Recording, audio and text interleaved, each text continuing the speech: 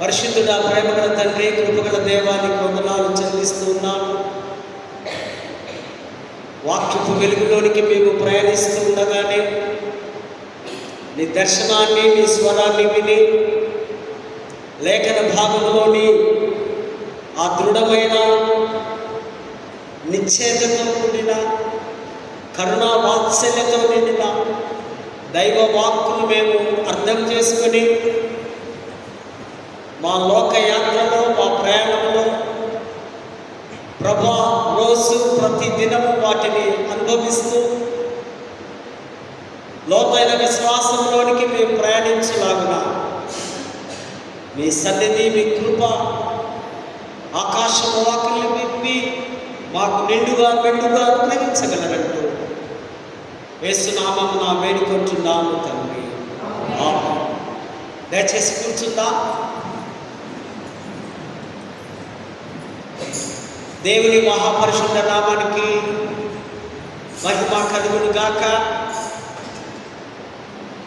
ఈ గొప్ప ధన్యత, గొప్ప భాగ్యం నాకు అనుగ్రహించినటువంటి అధ్యక్ష మండలకు పీఠాధిపతి గారైన most reverend doctor professor Reuben Mark Thalli గారికి, అధ్యక్ష మండలకు vice chairman reverend doctor T Bhaskar అయ్య గారికి, మరి మిగతా నాయకులకు, అధ్యక్ష మండలకు చైర్మన్స్, క్లర్జీ ఆఫీసర్స్, అధ్యక్ష మండలిలో ఉన్న ప్రతి సంఘానికి యేసుక్రీస్తు వారి పునరుద్ధరణుడైన, శ్రేష్ఠుడైన, ఘనుడైన, మహోన్నతుడైన యేసు నామమున మీకందరికీ ఉదయకాల శుభములో దైవ ఆశీస్సులో తెలియపరుస్తూ ఉన్నాను.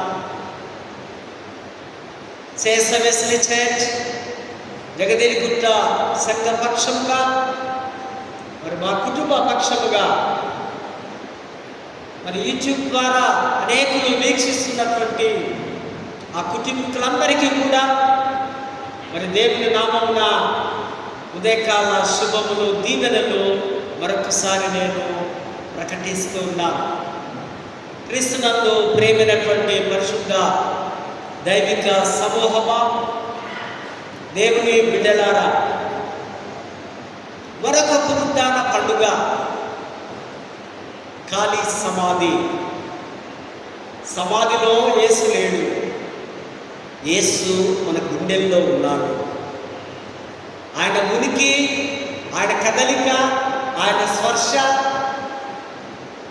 మన ప్రాణాత్మలో, జీవాత్మలో, మన హృదయాల్లో ఆయన నిరంతరము ఉన్నాడనే సత్యాన్ని మరొకసారి ఈ ఉదయకాల సమయం మనము జ్ఞాపకము చేసుకుంటూ ఉన్నాం. మన పెద్దలు మనకు అనుగ్రహించిన అంశం చాలా ప్రాముఖ్యమైనది. పునరుద్ధరణ ప్రభు మనతో సహా ప్రయాణికుడు. Resurrection, praise the lord, the co-traveller, ప్రయాణికుడు. ఈ లోకయాత్రలో మనతో కలిసి ప్రయాణించేవాడు, బాటసారి. మనమందరము బాటసారులమే, మనమందరము ప్రయాణికులమే. జాన్ బనియన్ అనేవారు యాత్రికుని ప్రయాణం అనే ఒక పుస్తకం వారు రాశారు. బైబిల్ తర్వాత ఎక్కువగా ప్రపంచమంతా పడబోయిన పుస్తకం యాత్రికుని ప్రయాణం. అందులో పరలోకానికి యాత్రికుడు, ఈ బాటసారి స్టెప్ బై స్టెప్ ఏ విధంగా రీచ్ కావాలి అన్న సంగతులను, విషయాలను వారు క్లుప్తంగా అందులో రాసి ఉన్నారు. ప్రయాణాలంటే మనకందరికీ సరదానే. మనమందరము క్రొత్త ప్రదేశాలు చూడాలని, క్రొత్త ప్రాంతాలకు వెళ్ళాలని మనము ఈ లోకంలో రకరకాలైనటువంటి ప్రయాణాలు చేస్తూ ఉంటాం. ముఖ్యంగా చిన్న బిడ్డలు తన తల్లిదండ్రులతో ప్రయాణం చేయడం, 1 year, 2 years, 3 ఇయర్స్ బేబీని తీసుకొని ఆ పేరెంట్స్ ఆ బస్సెస్లో, ట్రైన్స్లో, ఫ్లైట్స్లో జాగ్రత్తగా తన బిడ్డలకు ఆ ప్రదేశాన్ని కనపరుస్తూ చూపిస్తూ వీళ్ళు అడిగే ప్రశ్నలకు సమాధానాలు చెబుతూ ప్రయాణము కొత్త ప్రదేశాలను చూడడానికి మనం ఇష్టపడుతుంటాం. ఫర్ ఎగ్జాంపుల్, మీరు ఢిల్లీకి యాత్రకు వెళ్ళారనుకోండి, అక్కడ తాజ్మహల్ చూస్తాం. ఆ ప్రయాణంలో కొందరు అక్కడ మనకు గైడ్స్ ఉంటారు. ఆ దిక్చూసి లేదా దాని గురించి వివరించి చెప్పేవారు, సలహాదారు. వారికి తగినంత పైకమిస్తే దాని గురించి, ఆ ప్రాంతం గురించి లేదా అక్కడ ఉన్నటువంటి ఆ స్థితిని గురించి వారు తేటగా బోధిస్తారు. హైదరాబాద్లో గోల్కొండకు వెళ్ళండి, అక్కడ కూడా ఇది ఫలానా ఫలానా ఫలానా అని తెలియపరుస్తూ ఉంటారు. మన ప్రయాణంలో మనకు తోడుగా ఉండడం, మన ప్రయాణం చేయడానికి ఒకప్పుడు ప్రయాణాలు ఒక 100 years ago మీరు వెళ్ళండి, బ్యాక్ వెళ్ళండి, కాలినడక మన పితరులు ప్రయాణాలు కొనసాగించారు. రాను రాను మోటార్ వాహనాలు, రాను రాను ఆ ట్రైన్స్, తర్వాత ఫ్లైట్స్ అంటూ, తర్వాత స్టీమర్స్ అంటూ రకరకాలైనటువంటి సాధనాలు ప్రయాణం చేయడానికి నేడు అనేక పరికరాలు, అనేక సాధనాలు ప్రపంచంలో మనము చూస్తూ ఉన్నాం. వాటి ద్వారా మన ప్రయాణాలు కొనసాగుతూ ఉన్నాయి. కో ట్రావెలర్, సహ ప్రయాణికుడు మనకు యేసు ప్రభు. మనమంతా బాటసారులుగా ఉన్నాం. ఆ పరదేశమైనటువంటి యేసు, పరలోకములో ఉండే యేసు నీ కొరకు, నా కొరకు ఆయన ఆ పరలోకం నుంచి భూమికి దిగి వచ్చి ఉన్నాడు. దిగి వచ్చి మనతో కలిసి, మన కుటుంబంతో కలిసి, మన జీవితంతో కలిసి, మన ప్రయాణంలో కలిసి ఆయన నిన్న ఉన్నాడు, నేడు ఉన్నాడు, రేపు ఉన్నాడు. ఆయన సర్వాంతరాన్ని ఆయన అనేక ప్రదేశాల్లో, అనేక ప్రాంతాల్లో ఎట్ ఎ టైం ఒకేసారి ఉండే దేవుడు. జగదిరిగుట్ట చర్చిలో ఉన్నాడు, క్లాక్ టవర్ చర్చిలో ఉన్నాడు, అమెరికా చర్చిలో ఇదే టైంలో ఉన్నాడు. కనుకనే ఆయన అన్ని చోట్ల ఉండే దేవుడు. 139వ కీర్తనలో మనం చూస్తాం, ప్రభువా నీ సన్నిధి నుంచి నేను ఎక్కడికి వెళ్ళగలను? నేను ఆకాశం ఎక్కిపోయిన అక్కడ ఉన్నావు, పాతాళంలో పోయినా నువ్వు అక్కడే ఉన్నావు, నేను అటు ఇటు ఏ చుట్టూ తిరిగినా నా చుట్టూ నీవు ఉన్నావు. నిన్ను విడిచి నేను ఎక్కడికి వెళ్ళగలను? ఓ బాటసారి, నీ ప్రయాణము ఎటు ఉంది? నీ ప్రయాణంలో నీ దేవుడు ఉన్నాడా? నీ ప్రయాణంలో నీ ప్రభువును నీవు పిలుస్తూ ఉన్నావా? నీ ప్రయాణంలో ఆయన నీతో ఉంటే, ఆయన సన్నిధి నీకు ఉంటే, ఆయన కృప నీకు ఉంటే, ఆయన నిన్ను హత్తుకొని ఉంటే, గాఢాంధకారపు లోయలో, ప్రమాదకరమైన లోయల్లో, అపాయకరమైన పరిస్థితుల్లో, తుఫాను లాంటి పరిస్థితుల్లో, సునామీ లాంటి పరిస్థితుల్లో దేవుడు నీకు నేను తోడుగా ఉన్నాను. నీతో నేను ఉన్నాను, నీతో నేను వస్తానని దేవుని వాక్యము తేటగా సూటిగా మనతో మాట్లాడుతూ ఉంది. కొన్నిసార్లు మన ప్రయాణానికి మనము GPS పెట్టుకుంటాం కదండి. ఆ GPS ద్వారా మనము ప్రయాణిస్తాం. GPS అంటే గ్లోబల్ పొజిషనింగ్ సిస్టమ్. అది ఆన్ చేస్తే మన గూగుల్ మ్యాప్ మనం వెళ్ళవలసినటువంటి ఆ యొక్క ఆ ప్రదేశాన్ని మనకు చూపిస్తుంది. వాటి ద్వారా మనము ప్రయాణము కొనసాగుతున్నాం. కానీ యేసు అనే GPS లేదా బైబిల్ అనే GPS ఇది డైలీ మీరు చదువుకున్నట్లయితే, అందుకే భక్తుడైన మోషే అంటాడు, నీ మార్గములు నాకు తెలియపరచు, నీ మార్గములు నాకు కావాలి, నేను ఎటు వెళ్ళాలో నువ్వు నాకు చూపించు అని లేఖన భాగంలో చూస్తున్నా.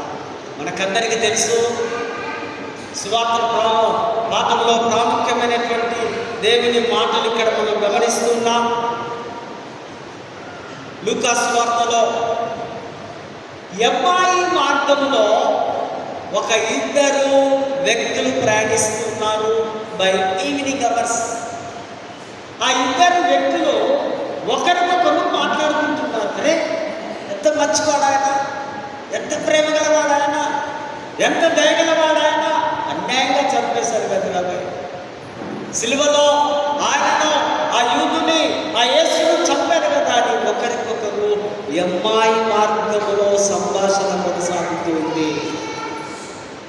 ఒకరి పేరు ఏం పేరట? క్లెయోఫా.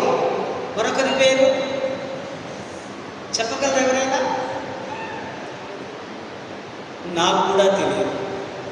మరొకరి పేరు ఏంటంటే మీ పేరు, నా పేరు రాసుకోవాలి. ఎమ్మాయి మార్గంలో క్లెయోఫా అండ్ రెవరెండ్ రవికుమార్ ప్రయాణం చేస్తూ ఉన్నారు. వారు ప్రయాణిస్తూ సంభాషిస్తున్నారు. వారి ప్రయాణంలో 4 విషయాలను మనము గమనిస్తూ ఉంటున్నాం. నెంబర్ 1, సంభాషించే కో ట్రావెలర్. వారి సంభాషణలో, వారి మాటల్లో అదృశ్యమైనటువంటి మహిమకరమైనటువంటి శరీరముతో యేసు వారి మధ్యలోనికి రావడం, వారితో వారి సహవాసంలో పాల్గొనడం, వారిని గద్దించి సరిచేయడం, వారితో సాగిపోవడం. మాట్లాడుతూ ఉంటే ఈయన మధ్యలో కల్పించుకొని, బాబు ఏమైంది, ఏం మాట్లాడుతున్నారు అంటే, అరే మీకు తెలియదా, యెరూషలేములో జరిగిన సంగతి తెలియదా? మార్నింగ్ అవర్స్ స్త్రీల కనపడ్డాడు ఆయన. తర్వాత పేతురు, యోహానుకు కనిపించారు. తర్వాత ఈ క్లెయోఫా అండ్ రెవరెండ్ రవికుమార్ గారికి కనిపిస్తూ మాట్లాడుతూ ఉన్నారు. సాయంకాలము ఆమడ దూరము ఎమ్మాయి అనేటువంటి ఈ యొక్క గ్రామం, అది అరణ్య ప్రాంతంలో ఉంది. అరణ్య ప్రాంతంలో ఉంది. కిర్యాత్ అరీం అనే పట్టణానికి దారి. అదే పట్టణంలో ఒకప్పుడు దావీదు నాట్యం ఆడాడు. సో ఆ పట్టణానికి బయలుదేరి ఆమడ దూరం అంటే ఇంచుమించు 12 కిలోమీటర్లు అని పండితుల అభిప్రాయం. పండితులు రాస్తున్నారు, అమ్మాయి గ్రామం యెరూషలేము నుంచి 12 కిలోమీటర్స్ అనగా ఇంచుమించు ఎంత ప్రయాణం, ఎన్ని గంటలు నడవాలి? ఒక 2 గంటల్లో వెళ్ళిపోవచ్చా? దగ్గర 2.5 వేగంగా నడిస్తే వెళ్ళిపోవచ్చు. మాట్లాడుతున్నారు. మాట్లాడుతూ నీకు తెలియదా అంటే ప్రభు వారి వైపు చూస్తూ ఉన్నారు. వారితో ప్రభు ఈ విషయంలో వారు మాట్లాడుతున్నప్పుడు వారి కన్నులు మూయబడ్డాయి. ప్రభువు వారు గుర్తించలేకపోయారు. ఈయన ప్రభు అని వారు గ్రహించలేకపోయారు. వారి కన్నులు మూయబడ్డాయి. అప్పుడు 25వ వచనంలో, అవివేకులారా, మందమతులారా, ప్రవక్తల మాటలను మీరు వినలేదా? మీరు ధర్మశాస్త్ర వాక్యం చదవలేదా? కీర్తనకారుడు 16వ అధ్యాయము 10వ వచనంలో, నీ ఆత్మను పాతాళంలో విడవబో, నీ పరిశుద్ధిని దేహము శరీరము కుళ్ళు పట్టనియమని రాయబడలేదా? మందమతులారా, ఈ వాక్యం తెలియదా? ఎన్నో సంవత్సరాల నుంచి గుడికి వస్తున్నావు, ఎన్నో సంవత్సరాల నుంచి వాక్యం వింటున్నావు, అయినా నీ హృదయం మార్చబడడం లేదా? దేవుడు గద్దిస్తున్నాడు. దేవుడు గద్దించినప్పుడు నువ్వు సరి చేసుకోకపోతే, దేవుడి మాటలు నీ హృదయంలోకి నువ్వు నింపుకొనలేకపోతే, నీకు ప్రతిఫలం తప్పనిసరిగా తీర్పు దినంలోనికి వస్తూ ఉంది. ఇక్కడ వారి కన్నులు అప్పుడు మూయబడ్డాయి. తర్వాత వారి కన్నులు తెరవబడ్డాయి.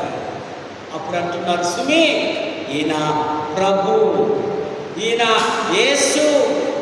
యేసుక్రీస్తు ప్రభు. ఈయన 32వ వచనంలో మండుచున్న వారి యొక్క హృదయం, బర్నింగ్ హార్ట్స్, వారి హృదయాలు మంటతో బాధతో ఉన్నాయి.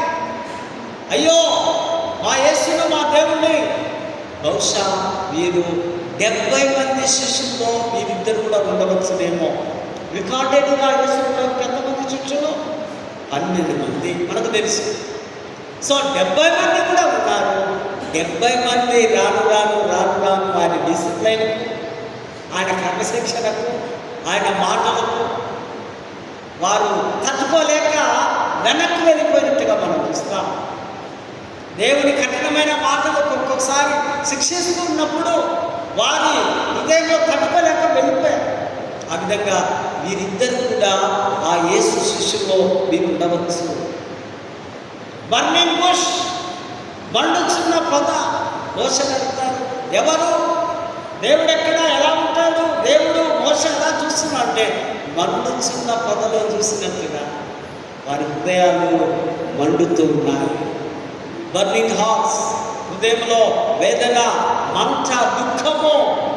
క్రీస్తుని గురించి వారు ఆలోచిస్తూ ఉంటున్నారు. వారి హృదయం యేసుక్రీస్తు యొక్క పునరుద్ధాన శక్తి ద్వారా వారి హృదయంలో వచ్చినటువంటి సరికొత్త నూతన రక్షణ, నూతన విశ్వాసం, నూతన దయా కిరీటం వారు పొందుకొని ఉన్నారు. అందుకే అంటున్నారు, ఆ ప్రభువు మాతో ఉన్నప్పుడు తర్వాత అంటున్నారు, స్టే విత్ us. పొద్దుపోయింది, పొద్దు దూకుతుంది, ఓ బాటసారి ఎక్కడికి వెళ్ళాలో నీవు మాతో ఉండు అన్నప్పుడు వెంటనే ప్రభు ఒప్పుకొని వారింటికి వెళ్ళి అక్కడ ప్రభు వారికి కనిపిస్తున్నాడు.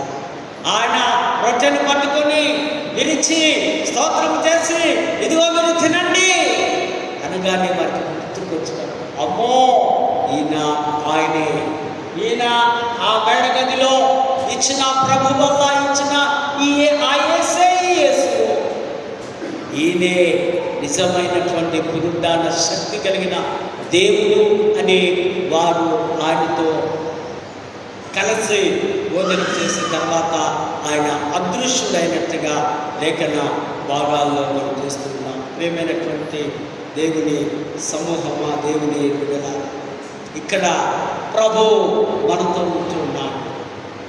ప్రభు మనతో నడుస్తూ ఉన్నాడు. మీ డ్యూటీలో ఆయన వస్తూ ఉన్నాడు, మీ పనుల్లో ఆయన వస్తూ ఉన్నాడు, మీ అల్లరిలో కూడా ఆయన చేస్తూ ఉన్నాడు. మీ ప్రతి గుసగుస మాటలను ఆయన వింటున్నాడు. మీరు అనుకోవచ్చు, మా ప్రార్థనలే వింటున్నాడు మా దేవుడు. కాదు, మీ కంపు నోరును కూడా దేవుడు చూస్తూ ఉన్నాడు. మీ చెడు మాటలను దేవుడు చూస్తున్నాడు. మీ చెడు ప్రవర్తనను దేవుడు చూస్తున్నాడు.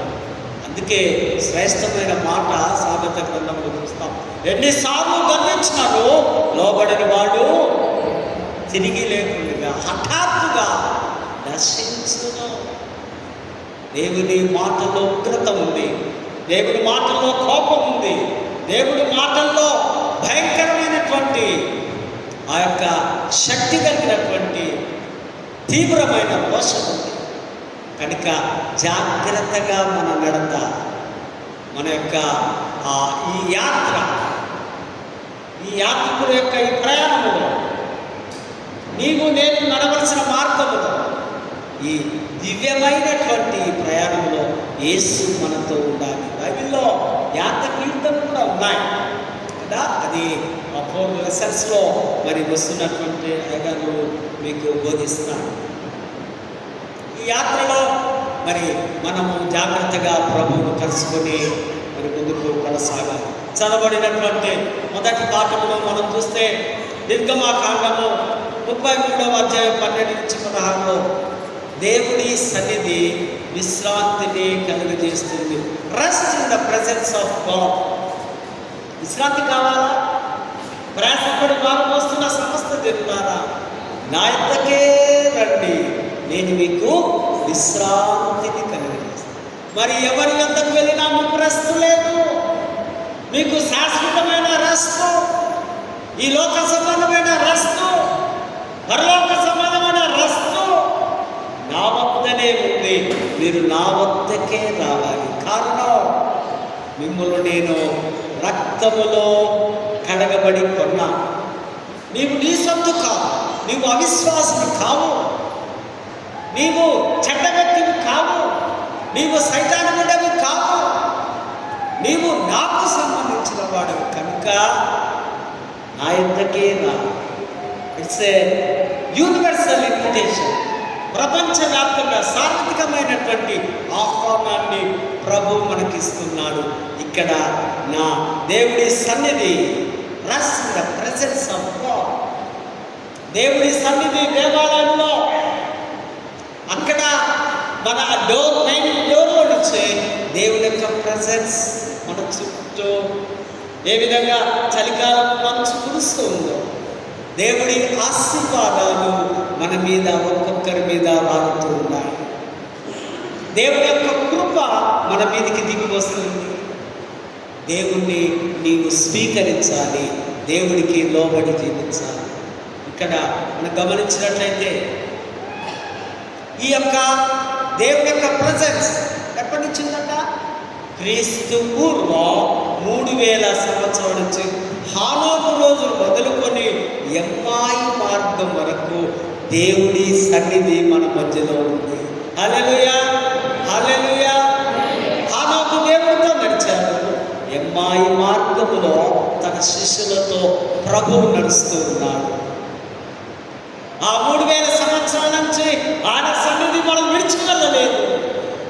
ఆయన సన్నిధిలో మనము భద్రపరచబడి ఉన్నాం. ఆయన రెక్కల కింద భద్రపరచబడి ఉన్నాం. ఆయన కృపలో భద్రపరుచున్నాం. ఆయన ఆశీర్వాదాలు భద్రపరుచున్నాం. ఆయన నుంచి మనము బయటికి దాటి వెళ్ళలేదు. ఇదిగో అదే అంటున్నాడు బైబిల్ చెబుతుంది, తన ప్రజలతో ప్రయాణించే దేవుడు. The God who travels with his people.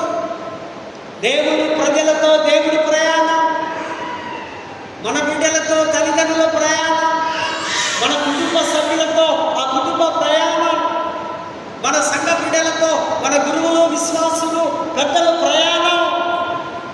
ఈ ప్రయాణం ఈ లోకంలో మన విడిచేంత వరకు, ఈ యాత్ర, ఈ సుదీర్ఘమైన యాత్ర, ఈ యొక్క క్షేమకరమైనటువంటి యాత్రలో ప్రభుతో కలిసి మనం నడవడం.